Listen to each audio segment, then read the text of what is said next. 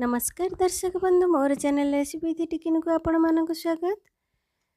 आज मु आपण मानक बेलपणा करी देखैबी। खरा दिने बेलपणा पीबा को समस्त को भल लगी थाए। एथिपे मु गोटे पाचिला बेल एठी नेची। ए बेल को कटा जाए नाही भंगा जाए काहेकि ना बेल बहुत टाण थाए। सेथिपे याकु भांगी आमे या भितरु एमती प्लब्स गुडी को बाहर करि नबा। याकु चामच द्वारा भल भाव करि नबा। आपण पाखरे जदि हाथ करुणा थाए सेथिरे मध्ये आपण माने एमती करि परिबे। एबे याकु जुस जार रे रखि नबा। एथिरे आमे चीनी किंबा गुड़ आपणक इच्छा अनुसार आपण पकई पारबे। एठी मु 200 ग्राम चीनी नेइची पकई नउची। गोटे ग्लास रु कम टिके पानी देई नउची। पानी रो परिमाण आपण माने कम बेसी करि पारबे। मिठार परिमाण मध्ये कम बेसी करि पारबे। एबे देखंतु मु ए जूस को करी आनिली। एबे हको आमे जूस जार रे छाणी रखिबा।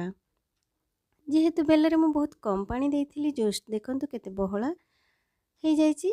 धीरे धीरे बाहरुची। एहाको चामच द्वारा एमती घांटी नेले हमर सब जूस भल भाबरे बाहरी जिवो। बहुत कम समय रे देखंतु बहुत कम परिमाण रा खदड़ा अंश मध्ये बाहरिबो। जेहेतु हम ग्राइंडिंग करी आनिले एबे बाकी तक आमे एभली बाहर करी नबा। सब जाकी जूस बाहर कर सल्ला परे यार खदड़ा अंश को आपण चाहिए आउ थरे ग्राइंडिंग करि परिबे। देखंतु एबे एथिरे गोटे फळा लेंबू को चुपुड़ी तार जूस को पकई नउची। गोटे चमच कला लुण पकई नबा। 2 टेबलस्पून गोलमरिच पकई नबा। गोलमरिच बेल द्वारा पकई घांटी पीले बहुत बढ़िया होता है। बहुत फायदा होता है बेलपणार। एथिरे मु आउ टिके पानी मिसई नेली काहेकि ना हमर जूसटा बहुत बहला थिला।